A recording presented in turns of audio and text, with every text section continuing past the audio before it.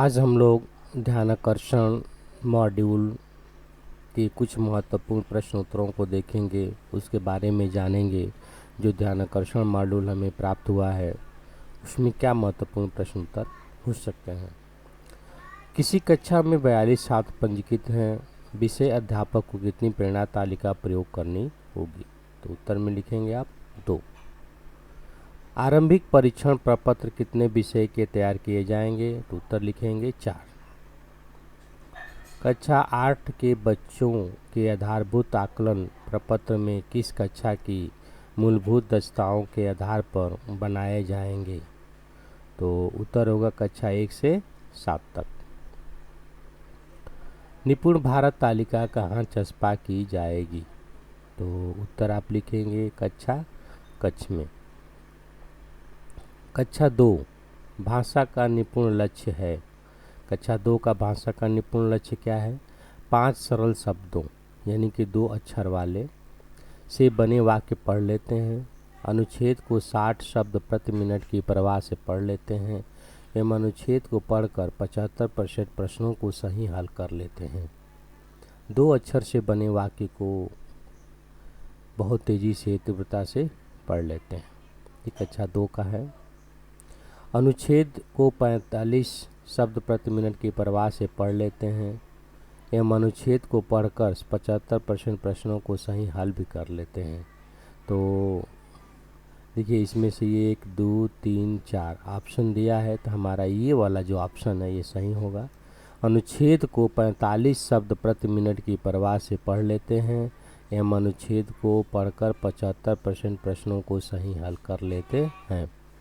45 शब्द प्रति मिनट, 45 से 60 भी दिया है लेकिन हम 45 मिनिमम हमारा है। एक बच्चा 20 शब्दों का एक वाक्य 20 सेकंड में प्रवाह से पढ़ लेता है, वह किस कक्षा का निपुण लक्ष्य पूरा कर रहा है? कक्षा 3। ये उत्तर में आ जाएगा कक्षा 3 में।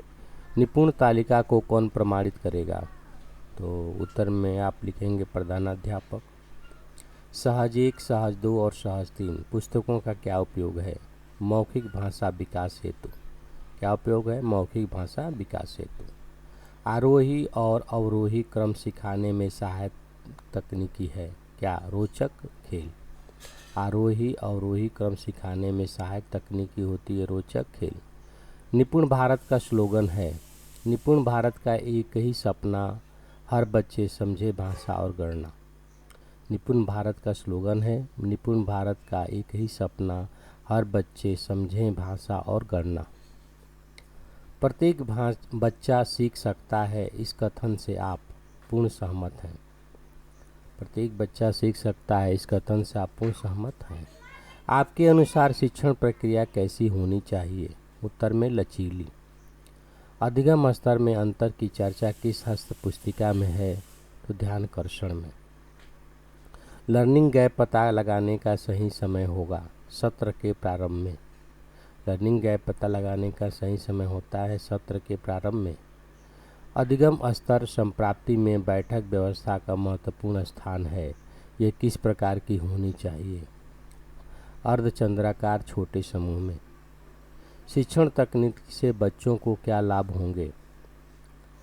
शिक्षण तकनीकी से बच्चों को क्या लाभ होंगे? तो उपरोक्त सभी में क्या आएगा? एक दूसरे की सहायता करके सीखेंगे, अवधारणाओं को समझने में आसानी होगी, रचनात्मक प्रवृत्ति में वृद्धि होगी। गतिविधियां हमारे शिक्षण कार्य को क्या करती हैं? रोचक एवं क्रियाशील बनाती हैं। शैक्षिक संप्राप्ति में सुधार हेतु आवश्यक नहीं है क्या? कठोर अनुशासन। ध्यानाकर्षण मॉड्यूल उपयोगी है किस काम के लिए? तो रिमेडियल टीचिंग के लिए।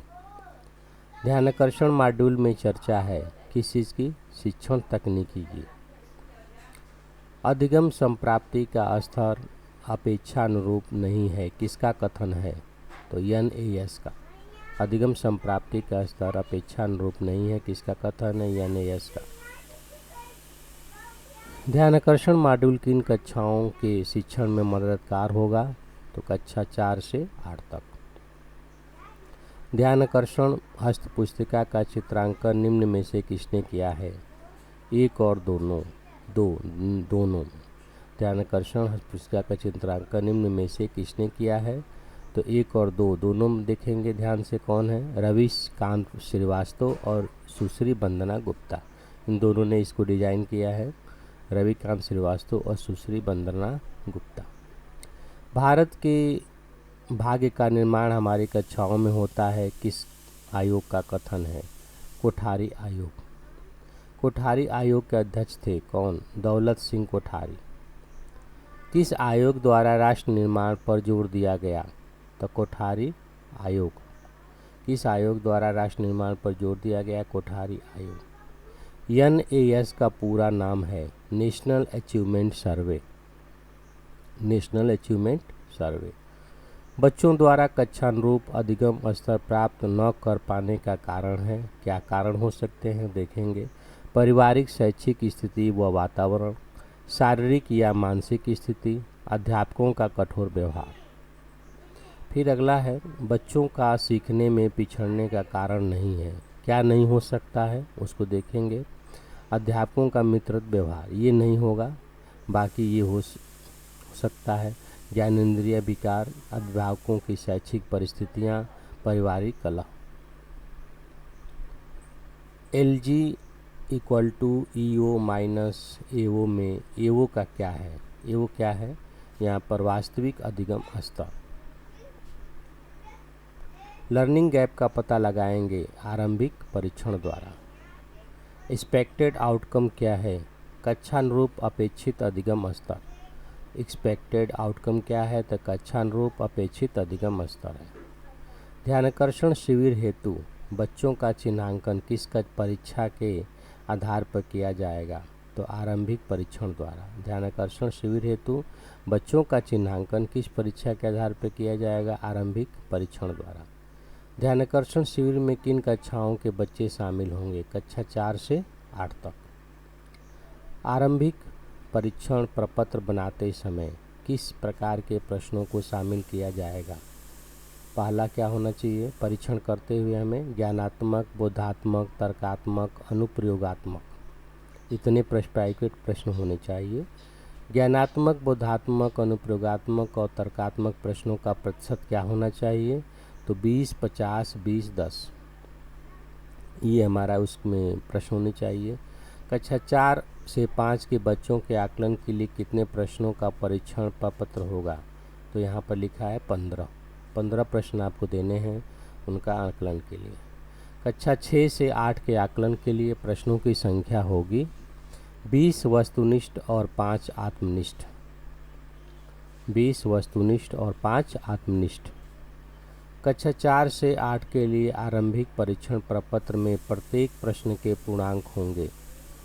वस्तुनिष्ठ प्रश्न के पूर्णांक 3 अंक के, आत्मनिष्ठ प्रश्न के 3 अंक के।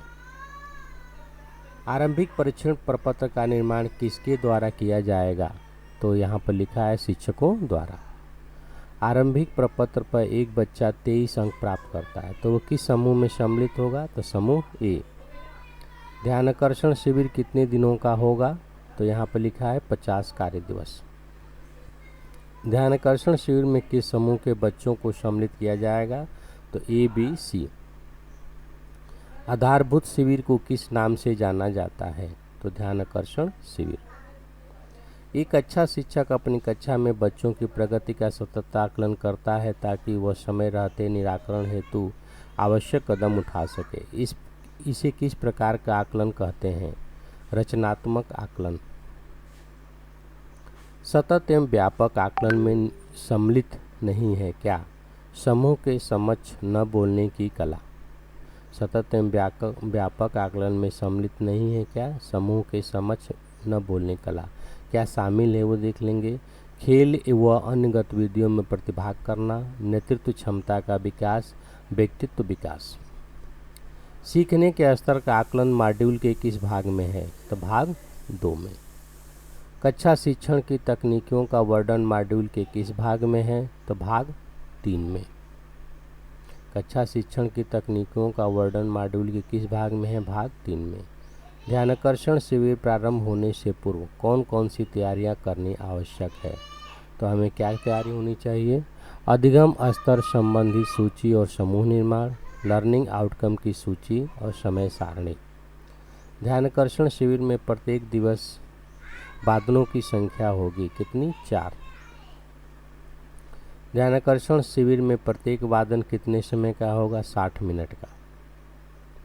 शिक्षण तकनीकियों एवं मॉड्यूलों की संख्या में अनुपात है 6:1। शिक्षण तकनीकियों और मॉड्यूलों की संख्या में अनुपात है 6:1। कक्षा में शिक्षक की क्रियाशीलता का प्रतिशत होगा 5 से 10%। निम्न में से कौन सी शिक्षण तकनीकी नहीं है? अब इसमें से ढूंढना है। तो संसाधनों से पूर्ण कक्ष का वातावरण सही है, वह तकनीकी है। प्रश्न पूछना तकनीकी है। जोड़ी में कार्य तकनीकी है। कठिन से सरल की ओर ये नहीं होगा। ध्यानाकर्षण किस पर आवश्यक है? सीखने की मंद गति वाले बच्चों पर। किस पर जरूरत है? ये सीखने की मंद गति वाले बच्चों पर। संज्ञा शब्द की पहचान कराने के लिए बेहतर शिक्षण तकनीकी है। क्या है? संसाधनों से पूर्ण कक्ष का वातावरण। संसाधनों से पूर्ण कक्ष का वातावरण। संज्ञा शब्द की पहचान कराने के लिए बेहतर शिक्षण तकनीकी है। संसाधनों से पूर्ण कक्ष का वातावरण। कॉन्सेप्ट मैपिंग किस शिक्षण तकनीकी का उदाहरण है? तो शैक्षिक नवाचार का। कॉन्सेप्ट मैपिंग किस शिक्षण तकनीकी का उदाहरण है? शैक्षिक नवाचार का। आओ अंग्रेजी सीखें रेडियो कार्यक्रम किस तकनीकी का उदाहरण है? शिक्षण अधिगम सामग्री का उपयोग। शिक्षण अधिगम सामग्री का उपयोग। आओ अंग्रेजी सीखें। आरंभिक परीक्षण प्रपत्र का नमूना प्रश्न पत्र हस्तपुस्तिका के किस भाग में है? तो लिखेंगे यहाँ पर भाग 4। आरंभिक परीक्षण प्रपत्र का नमूना प्रश्न पत्र हस्तपुस्तिका के किस भाग में है? तो भाग 4। ध्यानाकर्षण तकनीकी तालिका मॉड्यूल के किस भाग में है? तो भाग 4। तकनीकी मॉड्यूल है कहाँ? भाग 4 में है। अधिगम परिणाम आधारित प्रगति विवरण हस्तपुस्तिका के किस भाग में दिया गया है? तो भाग 4। शर्मीले बच्चों को सिखाने में मददगार शिक्षण तकनीकी होती है कक्षा प्रबंधन एवं बैठक व्यवस्था। बच्चे स्वयं खोजें करके सीखें किस शिक्षण तकनीकी संभावित परिणाम है? प्रोजेक्ट कार्य। बच्चे स्वयं खोजें करके सीखें ये किस में अच्छा लगेगा? प्रोजेक्ट कार्य से होता है। एक बच्चा ध्यानाकर्षण शिविर के मध्य में समूह बी की अपेक्षित दक्षताएं अर्जित कर लेता है तो उसे समूह ए में स्थानांतरित कर देंगे। निपुण भारत मिशन का लक्ष्य कब तक निर्धारित है? 2025 से 26। वाष्पीकरण और संघनन की क्रिया को किस शिक्षण तकनीकी द्वारा बेहतर ढंग से समझाया जा सकता है? तो परिवेशी संसाधनों का उपयोग। ये रहा कुछ महत्वपूर्ण हमारे प्रश्नोत्तर जो आपने आसानी से समझ लिए होंगे। अगर इसको एक बार और समझना है तो इसको 3 में एक बार ज़रूर इसको सुने। धन्यवाद।